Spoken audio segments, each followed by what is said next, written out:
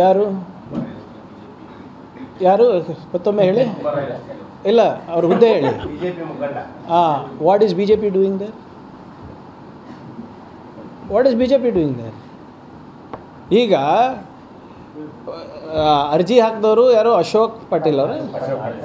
Ashok Patil RSS ಕಾರ್ಯಕರ್ತರ ಪಾಟೀಲ್ ಜಿಲ್ಲಾ ಪ್ರಮುಖ. ಅದು ಯಾರು ಹುದ್ದೆ ಕೊಟ್ಟಿದ್ದವರಿಗೆ?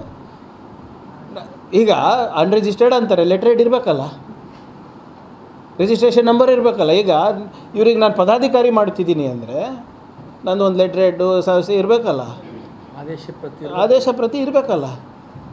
ಆದೇಶ ಪ್ರತಿ ಇದ್ದರೆ ರಿಜಿಸ್ಟರ್ಡ್ ಇರಬೇಕಲ್ಲ.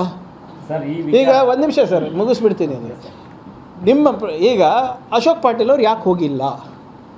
ಅವರೇ ತಾನೇ ಮೂಲ ಅರ್ಜಿದಾರರು. ಇಲ್ಲ ಒಂದು ನಿಮಿಷ ಆಯಿತು, ಅವ್ರು ಹೋಗಿಲ್ಲ ಅಂದರೆ ಅಲ್ಲೇ ಸಬ್ಮಿಟ್ ಮಾಡ್ಬೋದೇ? ಇಲ್ಲ. Why are B J P leaders going? ಇಲ್ಲ, are they party to it? Are they party to it? ಅವ್ರು ರೆಪ್ರೆಸೆಂಟೇಟಿವ್ ಕೊಟ್ಟಿದ್ರೆ ಅವ್ರಿಗೆ ಹೆಂಗೆ ಗೊತ್ತಿರ್ತದೆ ರೀ ಅವ್ರು ಯಾರಿಗೆ ಕಳಿಸ್ತಾರೆ? ಈಗ ಈಗ ಬಂದ ಮೇಲೆ ಅಲ್ಲ ಗೊತ್ತಾಗೋದು. ನಾವು ಎಲ್ಲೂ ಕೇಳಿಲ್ಲ ಯಾರ್ಯಾರು ಬರ್ತಾ ಇದ್ದಾರೆ ಅವ್ರದ್ದೆಲ್ಲ ಹಿನ್ನೆಲೆ ಬಯೋಡೇಟಾ ಕೊಡಿ ಅಂತ. ಇವರು ಶಾಂತಿ ಸಭೆಗೆ ಬಂದಿದ್ರು, ಶಾಂತಿ ಭಗ್ನ ಸಭೆಗೆ ಬಂದಿದ್ರು ಇವರು. ಅಲ್ಲಿ ಯಾರು ಏನಂದಿದ್ರು? ಯಾರು ಈಗ ಏನಾಗ್ಬಿಟ್ಟಿದೆ ಅಂದರೆ ಮೊನ್ನೆ ಎಲ್ಲೋ ಒಂದು ಕಡೆ ಯಾವುದೋ ಮನೇಲಿ ಜೂಜಾಗ ಸಿಗ ಅದಕ್ಕೂ ನನಗೆ ಹೇಳ್ತಾ ಇದ್ದಾರೆ. ಅಲ್ಲಿ ಅವನು ಅಲ್ಲಿ ಬೇರೆ ಕಡೆ ಇಲ್ಲಿ ಶಾಂತಿ ಸಭೆಯಲ್ಲಿ ನಾವು ಇರಲಿಲ್ಲ ಅಂದರೂ ನಮ್ಮದೇ ಹೇಳ್ತಾ ಇದ್ದಾರೆ. ಈಗ ಅಸ್ಸಾಂ ಚೀಫ್ ಮಿನಿಸ್ಟರಿಂದ ಹಿಡ್ಕೊಂಡು, ಮೋಹನ್ ಭಾಗವತಿಂದ ಹಿಡ್ಕೊಂಡು, ನಾರಾ ಲೋಕೇಶ್ ಅವರಿಂದ ಹಿಡ್ಕೊಂಡು, RSS BJPಯಿಂದ ಹಿಡ್ಕೊಂಡು ನನ್ನ ಹೆಸರು ಹೇಳಿಲ್ಲ ಅಂದರೆ ನನಗನ್ಸುತ್ತೆ ಅವರಿಗೆ ಜೀರ್ಣ ಆಗಲ್ಲ ಊಟ. ಸರಿ, ರಾಜ್ಯದಲ್ಲಿ ನವೆಂಬರ್ ಕ್ರಾಂತಿ ಮತ್ತೆ ಮುನ್ನೆಲೆಗೆ ಬರ್ತಾ ಇರೋದು. ನವೆಂಬರ್ ಬರ್ತಾ ಇದೆ ಅಲ್ಲ ನೋಡ್ರಿ, ಅದೇ ಕೇಳ್ತಾ ಇರೋದು. ಅಕ್ಟೋಬರ್ ಆದ್ಮೇಲೆ ನವೆಂಬರೇ ಬರುತ್ತೆ.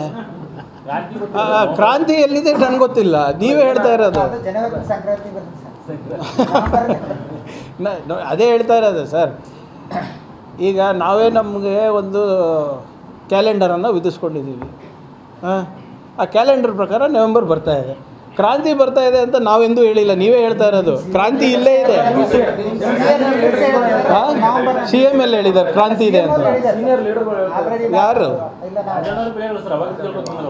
ಒಬ್ರಿಬ್ರು ಹೇಳ್ತಾರೆ. ಈಗ ನಾನು ಹೇಳ್ತೀನಿ, ಏನೋ ಒಂದು ಹೇಳ್ತೀನಿ, ಅದು ನಿಮಗೆ ಅನಿಸ್ತು ಸರಿ ಅನ್ನಿಸಿದ್ರೆ ನೀವು ಓಡಿಸ್ತೀರಿ. ಏನಂತ?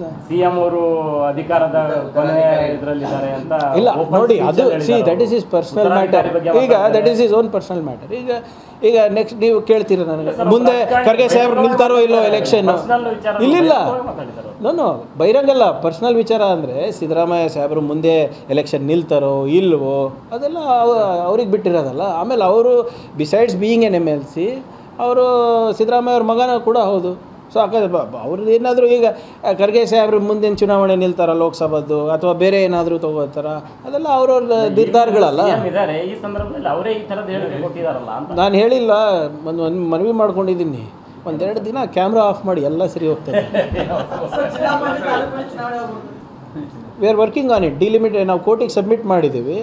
ಕೆಲವು ಹಳ್ಳಿಗಳನ್ನು ಈಗ ಮೇಲ್ದರ್ಜೆ ಹೋಗಿದೆ, ಏನೋ ಪಟ್ಟಣ ಪಂಚಾಯತ್ ಇರ್ಬೋದು, ನಗರ ಪಂಚಾಯತ್ ಇರ್ಬೋದು, ನಗರಸಭೆಗೂ ಕೂಡ ಕೆಲವು ನಾವು ಬಿಟ್ಕೊಟ್ಟಿರೋದ್ರಿಂದ ಅದು ಒಂದು 11 ಕಡೆ ಡಿಲಿಮಿಟೇಷನ್ ನಡೀತಾ ಇದೆ. ಅದು ಪ್ರಕ್ರಿಯೆ ಮುಗಿದ ತಕ್ಷಣ ವಿ ಆರ್ ರೆಡಿ. ಅದೇ ನೋಡಿ, ಗ್ರಾಮ ಪಂಚಾಯತ್ದು ಏನು ಅವಧಿ ಏನು ಅದೆಲ್ಲ ಅವ್ರ ಎಲೆಕ್ಷನ್ ಯಾವಾಗ ಆಗುತ್ತೆ ಅದ್ರ ಪ್ರಕಾರ ಟರ್ನ್ ಪ್ರಕಾರನೇ ಇರುತ್ತೆ. ಇಲ್ಲ ಅದಕ್ಕೆ it is laid down by the constitution. ನಾನು ಚೇಂಜ್ ಮಾಡ್ಲಿಕ್ಕೆ ಆಗೋದಿಲ್ಲ, ಅದು ನೀವು ಚೇಂಜ್ ಮಾಡ್ಲಿಕ್ಕೆ ಆಗೋದಿಲ್ಲ.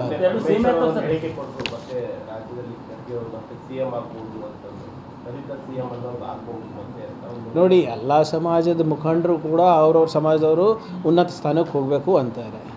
There is nothing wrong with it. But ನಾನು ಬಂದು ನಿಮ್ಮ ಮುಂದೆ ಹೇಳಿದ್ರೆ ಪ್ರಯೋಜನ ಇಲ್ಲ.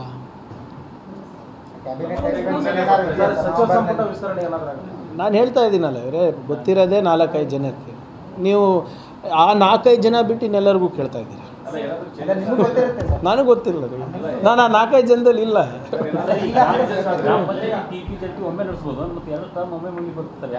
ಇಲ್ಲ, ಹಂಗೇನಾದರೂ ಇದ್ದರೆ ಪ್ರಯತ್ನ ಮಾಡ್ಬೋದು.